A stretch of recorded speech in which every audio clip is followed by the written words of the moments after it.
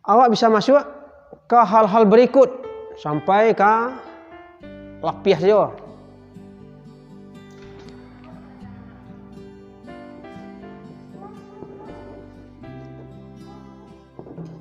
Lapiah 3. Kita lanjut.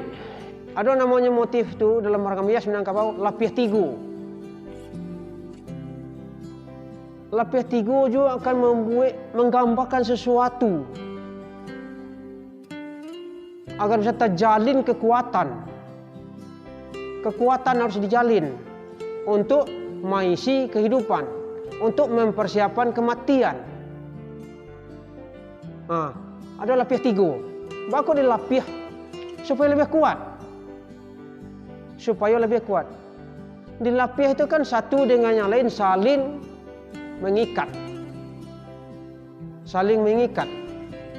Jadi ada di situ disebut dengan lapiah 3. Lapiah 3 itu ke dalam tutua bahasa adatnya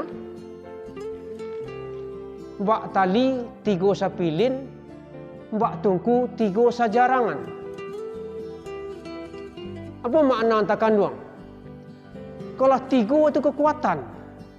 Dalam ilmu konstruksi itu kekuatan yang kuat, yang sangat bagus. Kalau dalam bawa di dapur, tungku itu 3 sajarangan itu kuat. Tungku 3 sajarangan, tali 3 sapilin, lapiah 3. Apapun dalam kehidupan keseharian, dalam kepemerintahan, dalam nagari, ada jo 3 tungku 3 sajarangan, tali 3 sapilin tu. Ada namanya nenek mama. Ada namanya cerdik pandai. Ada namanya alim ulama. Ketiga-tiga tokoh ko di masyarakat harus bersatu. Dijadikan dilapiah nanti go ko. Alim ulama tidak bisa balik sama masyarakat dengan keilmuannya, tidak akan bisa kalau tidak bersatu je nenek mama. Nenek mama saja tidak bisa kalau tidak ada cerdik pandai. Awak akan ditinggalkan orang. Awak akan taici ya. Dan musuh atau orang yang akan manjuakan kita murah masuknya. Maka dijalin orang nanti go. Nenek mama, cerdik pandai, alim ulama. Jalankan urusan masing-masing. Jago kebersamaan. Yang namanya nenek mama, baam menjago adat di nagari. Baam menjago anak kemenakan. Baam menuntun hidup dalam berkerabatan, saling nagari, beradat, beristiadat. Itu kerja nenek mama. Sukunya, paruiknya. Sudah tu, apa kerajo lain? Kalau alim ulama. Alim ulama tu dalam bahasanya itu orang yang banyak ilmu. Ilmu tu bisa bermanfaat untuk nagari, untuk orang banyak.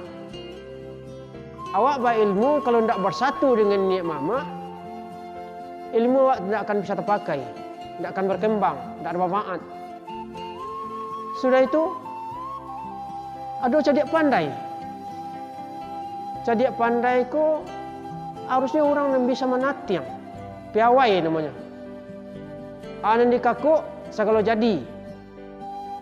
Bisa berpikir, bisa mengerjakan, bisa menggabungkan, bisa menyatukan. Dalam pengertiannya, dalam pemerintahan, dia paham. Itu cerdik pandai. Jadi kalau satu nanti unsur dalam masyarakat, maka akan jadilah nagari itu nagari yang maju, berkembang, sampai bisa membina, mempersiapkan generasi-generasi yang akan datang. Jadi tidak hanya bisa di nenek mama saja, tidak bisa di ulama saja.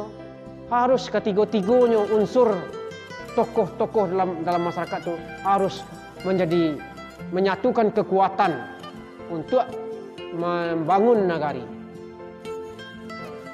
Disitulah adanya sifat-sifat yang dipakai di orang. Sifat nenek mama, sifat cerdik pandai, alim ulama. Orang tu harus punya 3 sifat. Yang pertama, lampunya tarang. Yang kedua, padangnya lapang. Yang ketiga, kudonya kancang. Itu dalam bahasa awaknya itu. Lampu yang tarang tu, orangnya cerdas. Bisa dicontoh di teladan. Orangnya padangnya lapang, tidak sampai kalang. Itu yang padang lapang tu. Tidak sadonya hari no. Tidak sadonya salah kanya sungka nyo berangnya. Ada cara. Nan salah hendak melawan, nan salah orang mau mengubah kesalahan. Itu tanda orang nan mengecek itu padang lapang. Nang ketiga lah ada kudonya kancang. Kok tiba di basamunya nemu, tiba di gotoroyong pamonyonya turun. Tiba kemanga kemalan apa saja kegiatan di kampungnya tiba. Kudonya kancang. Dia ada 3 dasar dari tokoh-tokoh Minangkabau dan 3 tu mempunyai sifat yang 3 pula. Maka lebih dicatatkan ke generasi-generasi di rumah gadang tu. Bahasa itu adalah motif lapih 3. Nenek mama dulu kan tidak ada istilah membuat buku.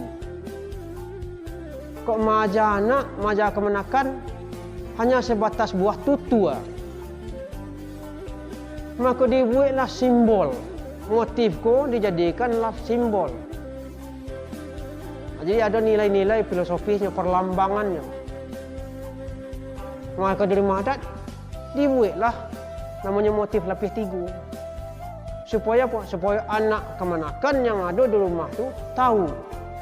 Bisa diajarkan bilanya duduk nampak ada motif lapis 3. Oh, lapis 3 ko serupa iko. Ba sifat nan 3, ba tokoh nan 3 di masyarakat. Ternyata nan 3 ko harus dijalin, tidak bisa cik-cik. Itu yang sebenarnya di dalam gambaran, artian, nilai-nilai yang terkandung dalam motif lapis 3. Jadi akan beranjak motif saja dijadikan landasan, karena itu tiap sebentar dilihat di rumah. Masuk ke atas rumah nampak motif ragam hias. Turun dari rumah nampak motif. Jadi tiap sebentar bisa diingatkan anak kemenakan kita.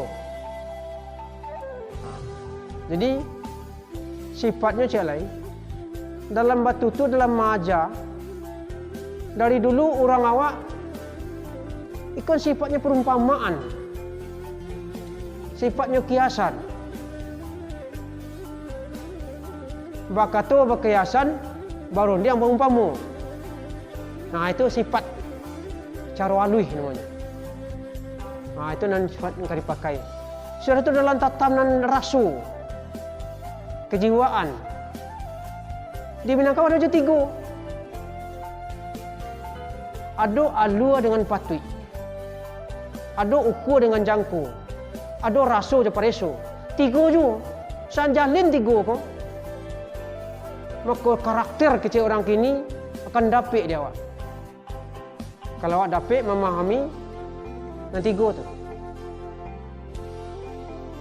Ada rasu je pareso. Ada alu je patui. Ada ukur je jangku. Jadi kalau itu nak pakaikan dalam kehidupan, awak nyaman, orang senang. Jadi sifat yang 3 tu disimbolkan oleh lapis 3. Nah, jadi bisa awak berlanjut ke yang berikut. Ya, itu sedikit. Kalau lapis 3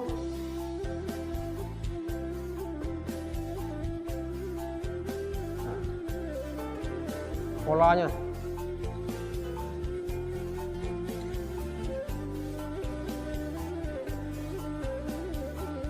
Jadi alur yang pertama itu Yang kedua iko.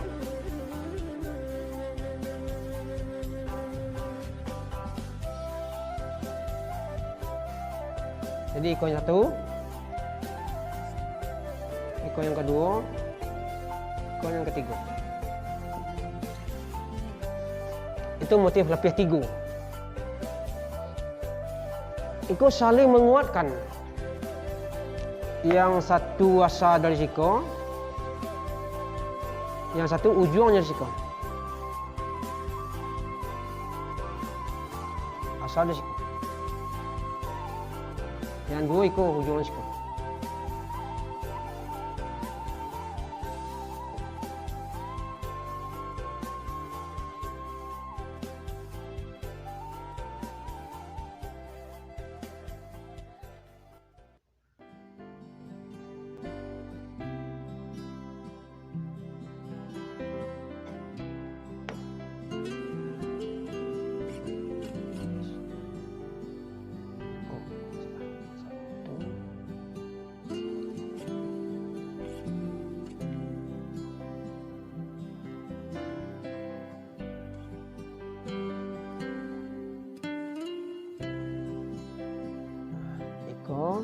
Jalur tidak saling mematahkan.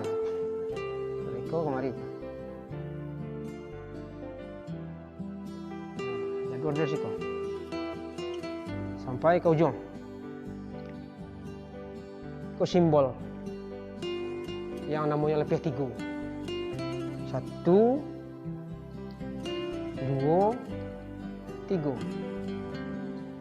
Walaupun keberlawanan arahnya, tapi tidak saling menghalangi. Itu simbol. Itu yang lapis tiga. Doce lah. Lapis hampik. Itu lain lah. Tapi yang tamu sifatnya